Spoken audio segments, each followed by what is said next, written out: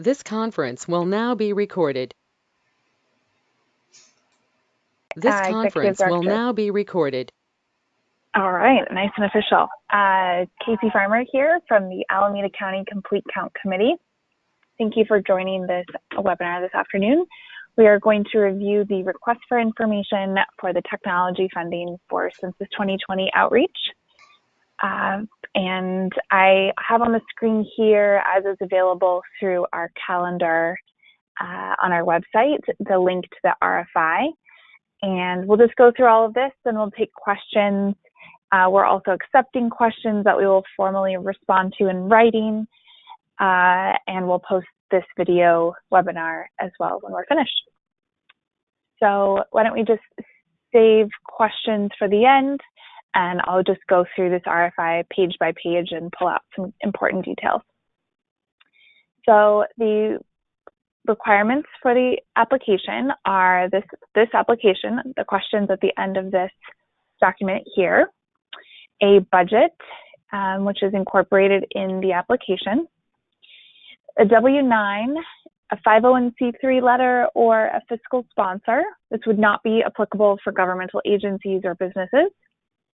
And for all documents to be submitted via email.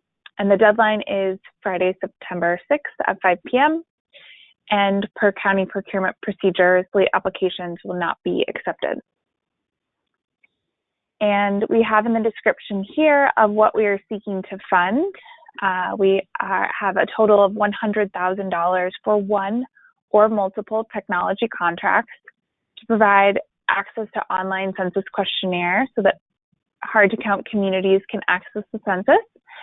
And we are asking contractors to have onboarding meetings with us and trainings so that we can ensure proper deployment of the resources out into the field where a number of partners will be doing the census outreach and are in need of the technology, both as long-term questionnaire assistance centers, census assistance sites, or for one-time events which need support. So funds are going to be administered through the Alameda County Census Office under the Community Development Agency. And more information about the census outreach work that the county is leading can be accessed on our website, which is acgov.org/census2020. And I'll go through the background.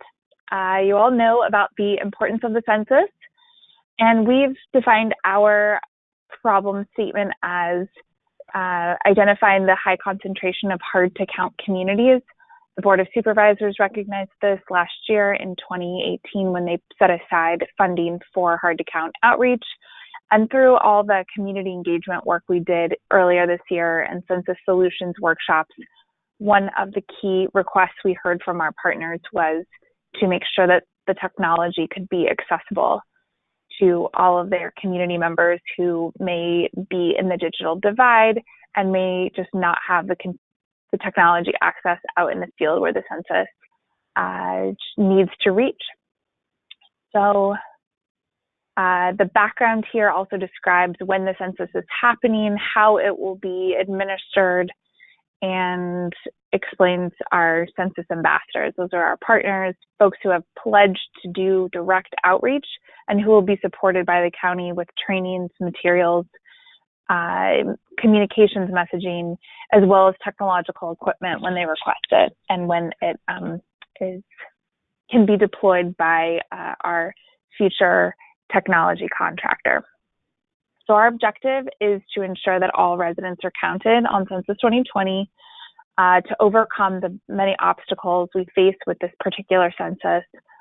And through this RFI, we're seeking to, again, ensure the technology is accessible to everyone. And you can see it's particularly those without access to broadband or out in the community where the community members are gathering, where hard-to-count folks are accessing services, but where there is not yet technology to support them taking the census online.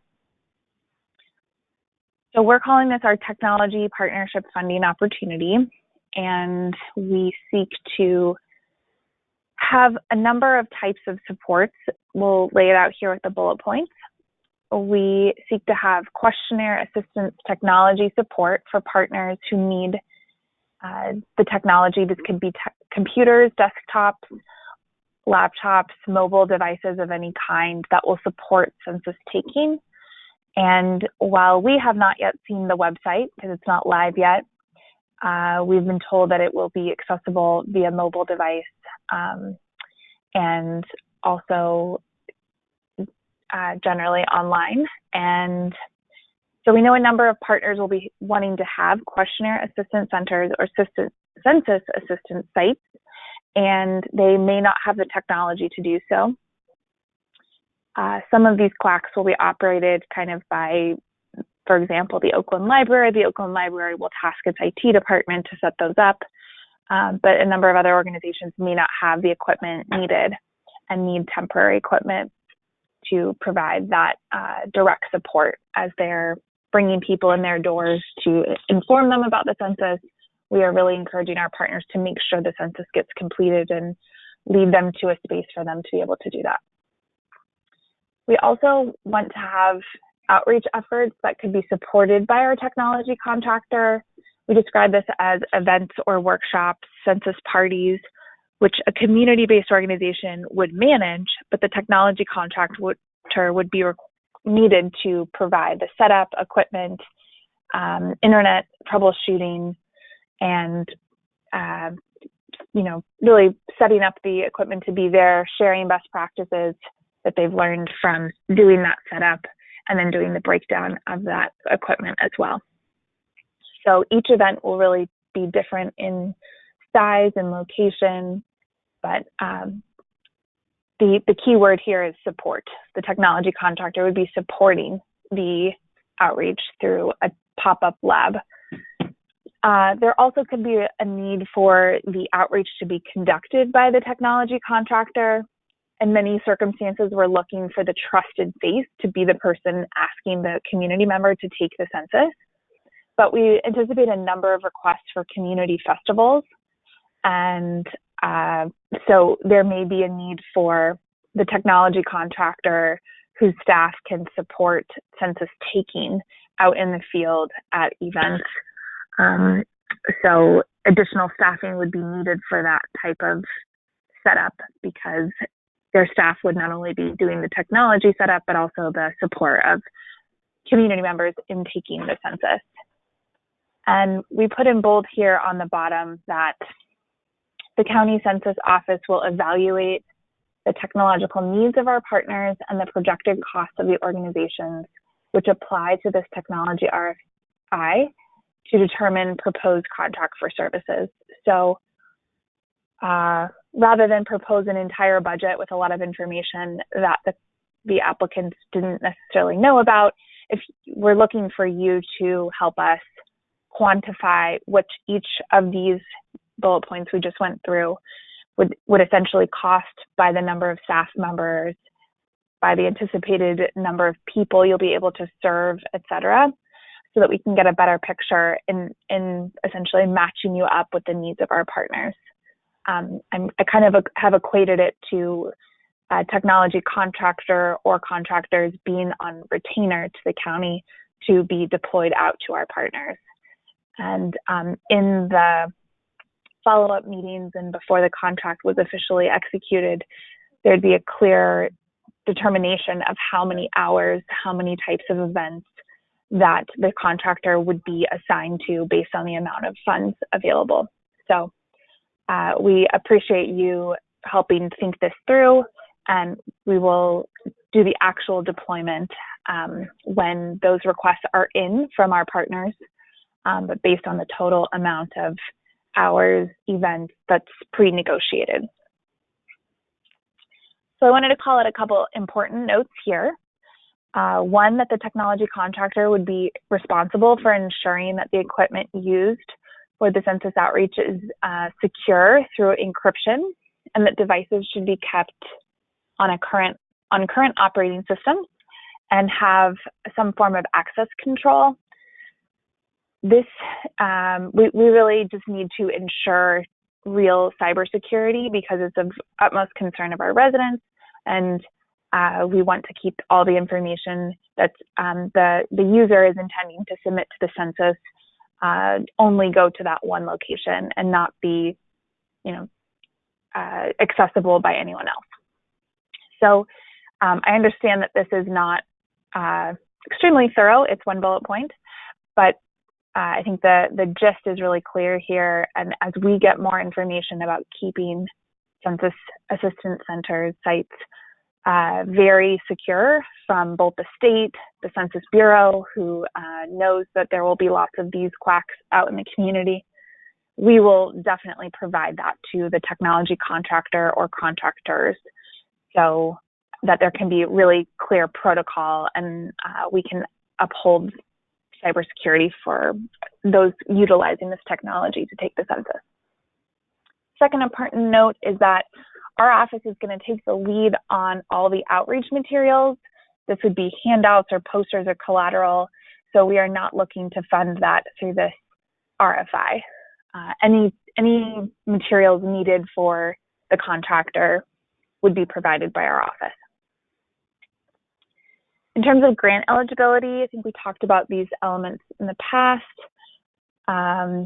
The entity must serve residents of Alameda County already, but they don't necessarily need to be headquartered here. We are looking for organizations that have expertise or local partnership and experience working with Alameda County and its hard-to-count residents.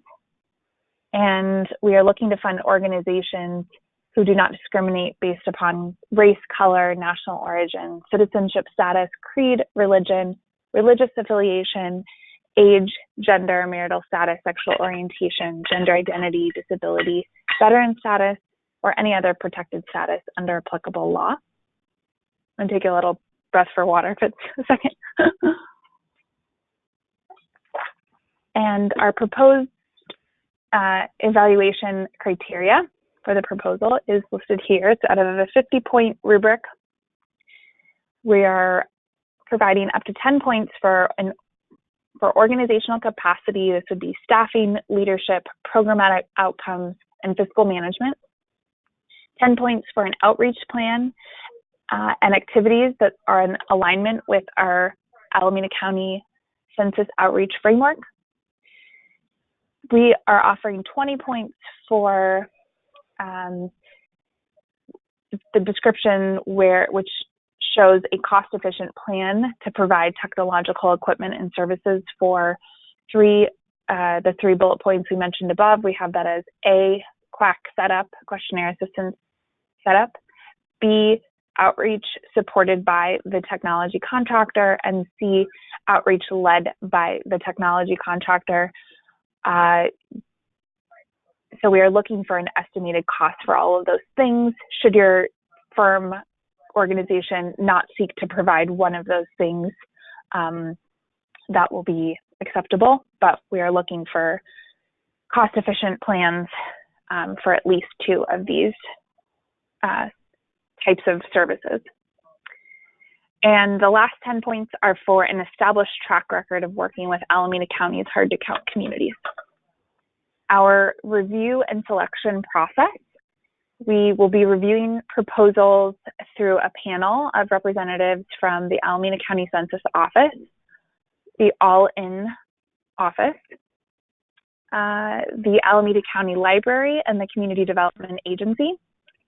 And as you saw, our deadline is September 6th, and we anticipate making decisions soon after that because we need to go to the Board of Supervisors for authorization for this contract, and we want to get the dollars to the contractor as quickly as possible and the deployment of resources planned so that those partners know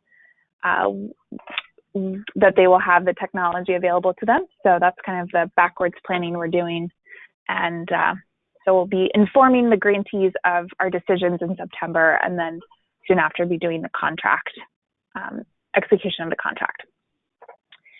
So here are the requirements that we are looking for our contractor to uphold. They would need to be attending trainings. I describe this as sort of a monthly planning meeting. It could be by phone or in person. And this is, again, setting up the master plan that we're developing together to meet the needs of our partners, troubleshooting when there are challenges, as we're seeking to increase census participation, what's working and what's not, and to really improve the community partner experience. So we think that monthly is appropriate, but we are available to provide additional support outside of that. And we'll do some sort of contractor orientation. That's bringing the contractor on board, giving them more information about what we are, about a little bit more of the internal operations. I think that would essentially be the first monthly planning meeting. So the month of November would be that orientation. And we will be doing onboarding orientation for our other RFP, which is out now. That's for direct outreach grants. And while this funding is slightly different, you'd be welcome to attend that one as well. That date is to be determined, but early November. And we will doing the census outreach training. This will be most applicable to a technology contractor that is doing the direct outreach and needs to be able to know how to walk people through the census form. But this training will generally be helpful as you're out in the field. And in April, we listed it as optional. Next April of 2020, we're going to have a large complete count committee meeting and then break out into small subcommittees. But the purpose of the meeting broadly is to evaluate our response rates. If we did it mid-April, this would be about 4 weeks into the census being live. And this would allow us an opportunity as a large group to see where we're having successes, see where we're having challenges, and focus our resources for the remainder of the census being accessible, which is, we've heard the final date would be July 31st of 2020. Note that those dates are out of our control because we are the county, not the Census Bureau who's operating the census, conducting the census. So that's what we know out of this time. We're asking our technology contractors to be a messenger, sharing our information through their existing social media, newsletters, etc. And when they are leading the census outreach, that they would use an approved source materials. So it could be our materials from our regional CBO, the United Way, the state, the Census Bureau, or another approved CBO. There's going to be a lot of good stuff out there. Whatever makes the most sense in terms of the outreach is what should be utilized. And we will post everything approved on our website and link to other resources through emails as well. In terms of language access, the county technology contractor really needs to help point people to resources in other languages. We plan to have a number of those on our website. The state may as well. So those will be very accessible through technology. Again, one reason why we really need the technology out in the community so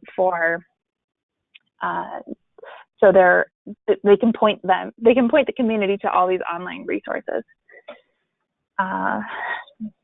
Also, tracking progress is an important requirement of our grantee contractor, and that's because we are responsible to show where our outreach is through our state contract. We use a technological tool called SWORD. Our intention is to make that very easy for our partners to be able to enter their outreach into this tool. And we're really looking at the metrics of impressions made, census forms completed, potentially demographics served.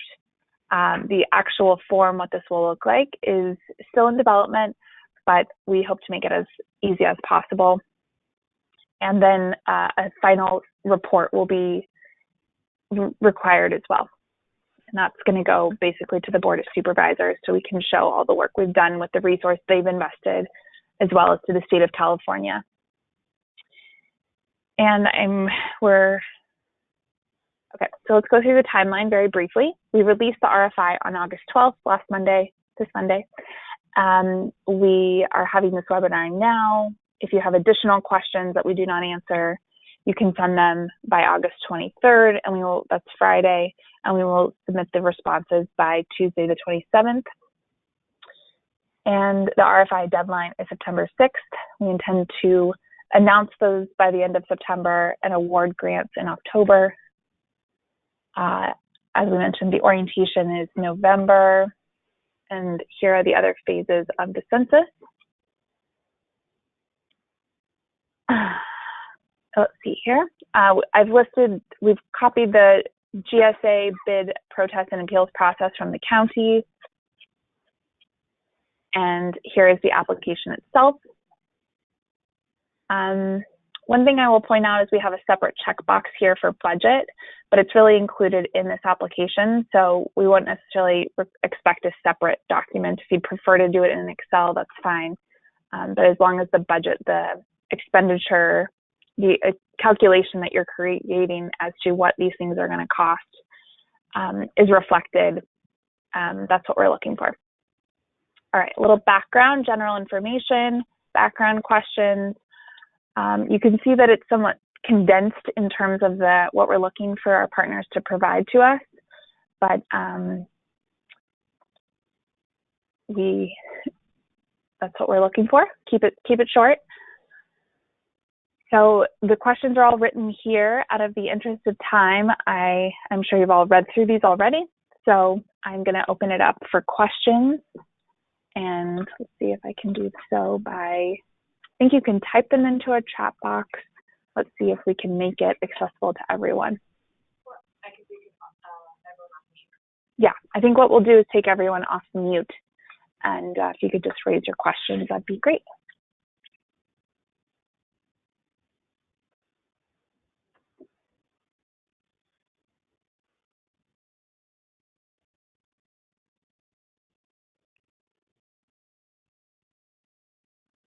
I'm seeing folks still on mute, so give us just a second. Oh, you might need to unmute yourselves. And there is a chat box function here. Oh, Scott, do you have a question?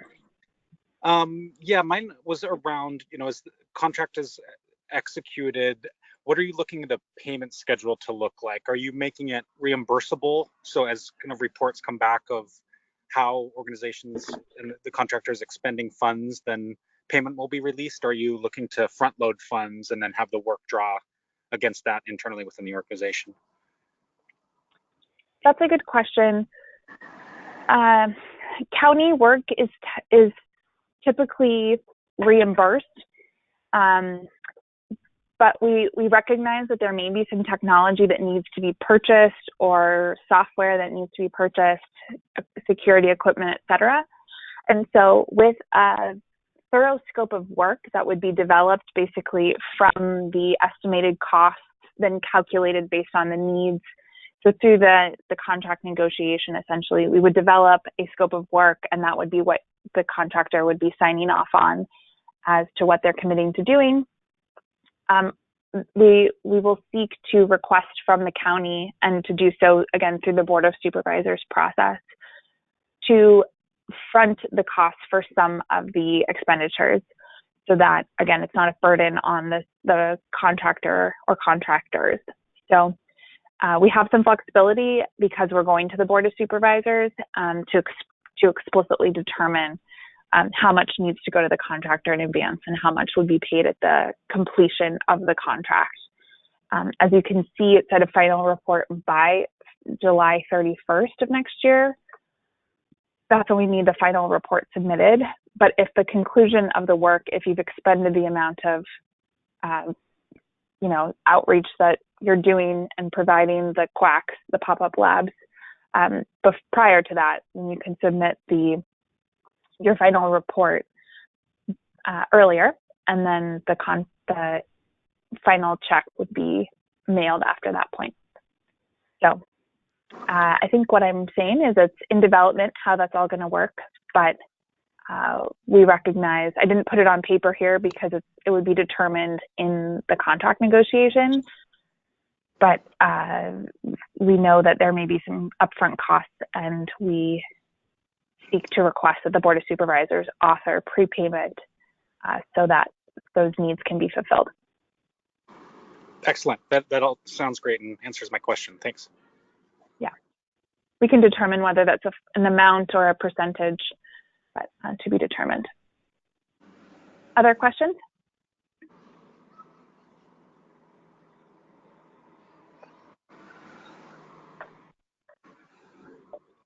Again, you'll need to unmute yourself if you're seeking to ask a question, or type it into the chat box, whichever you prefer.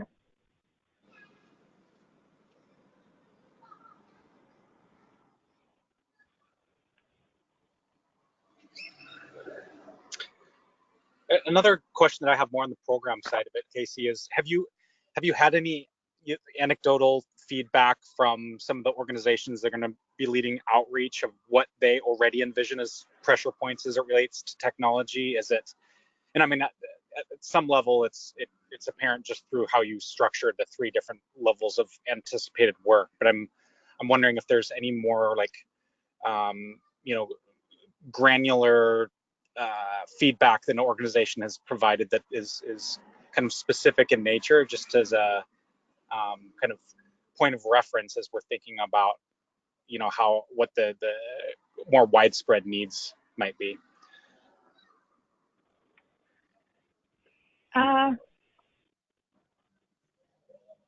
guess what I'm thinking of right now is that people have a lot of concerns about the security of the information. And I think that maybe it's the American Libraries Association or the California Libraries Association has developed some procedures as to what librarians should do if they are hosting questionnaire assistance centers.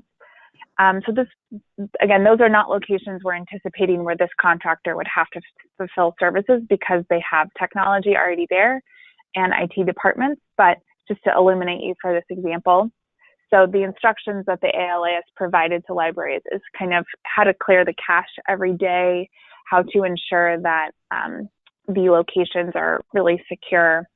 So that's one example I can point to. Yeah. And again, we're really looking for the state to provide very clear guidance because they're the ones really prompting us to open these questionnaire assistance centers. And also the Census Bureau may provide such information as well. But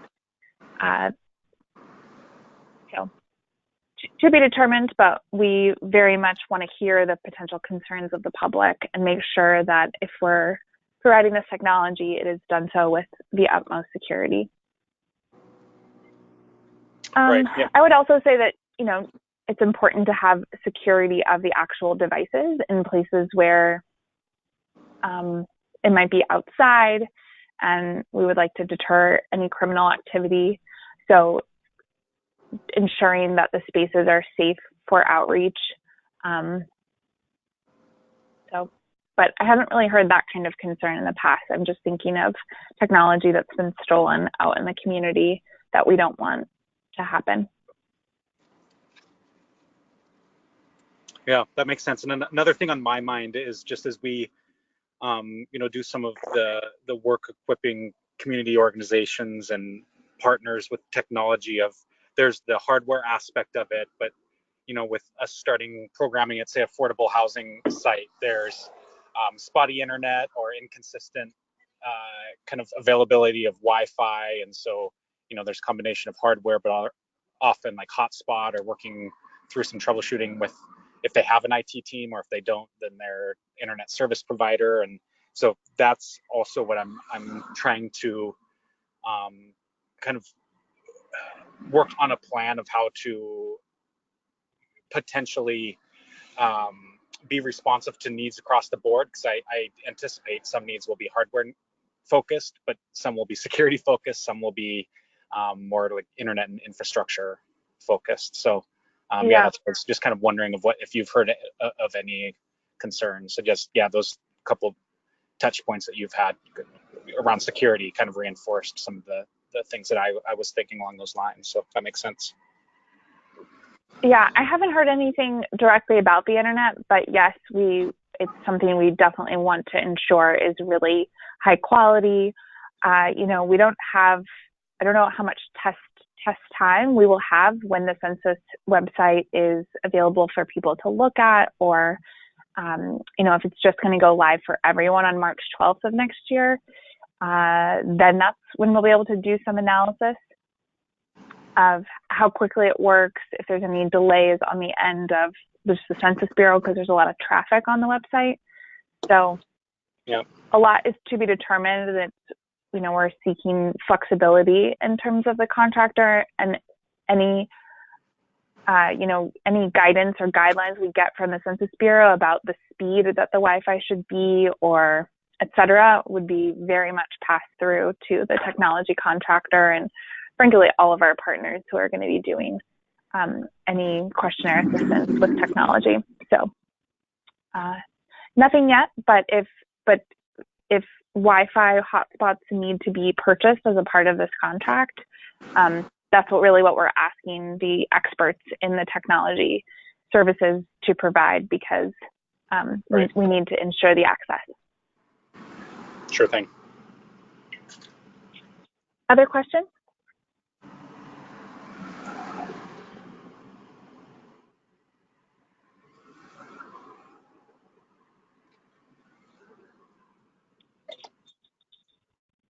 Shannon, do you have a question?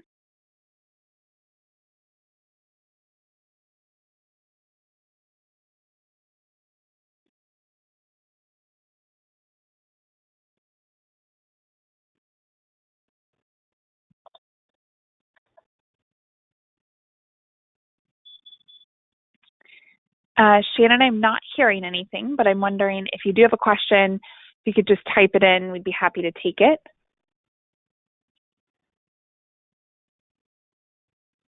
Oh, and yes, if you have additional questions that come up after this conversation, which we'll wrap up in just a few minutes, you can email Alessia Simmons, ALESSIA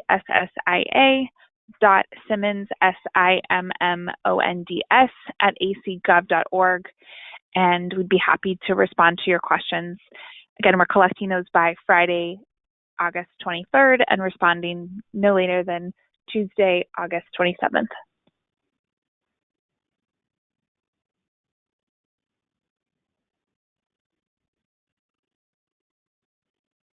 Oh, question in from Shannon. Do you know about how many devices would be expected at an event? Yes, this is a great question, and one we weren't able to particularly foresee or estimate upon, because each event is really going to be different. Each request in from our partners for a pop-up lab is going to look really different. We would definitely work with the technology contractor to develop that essentially order form, so it fulfills all the needs that you have in terms of executing that and providing the pop-up lab, so that we can get clarity and try to help the event to run as smoothly as possible, because there's sufficient technology and staffing and Wi-Fi capability, et cetera, or internet capability. So if you can help us in your application to essentially describe how much support that you think you can offer with each device, or how much each device would cost in terms of the setup, the staffing, the internet, then we can calculate that based on the number that we think we would need for, I think it'll change at each event, but if you can calculate it by each device, that's what will give us the variables to put this formula together. So sorry, I'm not able to answer anything more, but I'm hoping that you can see into the process here that as folks request, say 20 mobile devices at a festival event in the public, that you would have to support that, and the payment could be processed, or we could be developing this formula based on a per device calculation, and also per staff and the cost associated with getting the equipment out and set up for the event. So I think we would have a general range for you closer to the time of the contract negotiation, because we are going to be asking for our partners to we're asking for our partners to sign up as census ambassadors. That means just a temperature check of where we will have events and requests. We'll have all of our grantees from the county outreach RFP underway, and we'll know the number of events, possibly the number of events that need technology, the scale they're trying to reach in those events. Surely we want all these requests to be reasonable. If you're going to have a potluck for 100 people, you don't need 100 devices. People can wait and can stagger the use on the technological devices to take the census. But we will continue to discuss that. We're looking for kind of a per device and per staff member estimation from our applicants.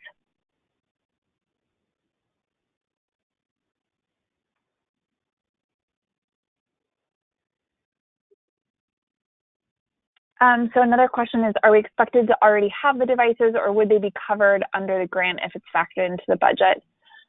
Yes, we are looking to potentially purchase new equipment, but if we're not opposed to using existing equipment, if that reduces the cost per device factor, as we are trying to stretch $100,000 to meet the needs, the technological needs throughout the entire county and over a couple-month period. So I can't answer that directly, but what I can say is whatever devices will work in the field, and we are trying to stretch our dollars, but not opposed to new equipment if that is going to be needed to carry out the technology support.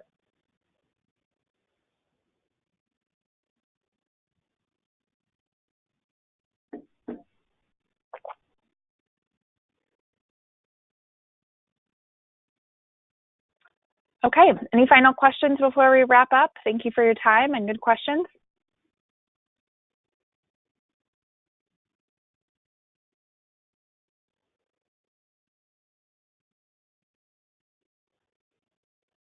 Okay, so if you have additional questions, again, please email them to Alessia by Friday the 23rd, and we will get back to you.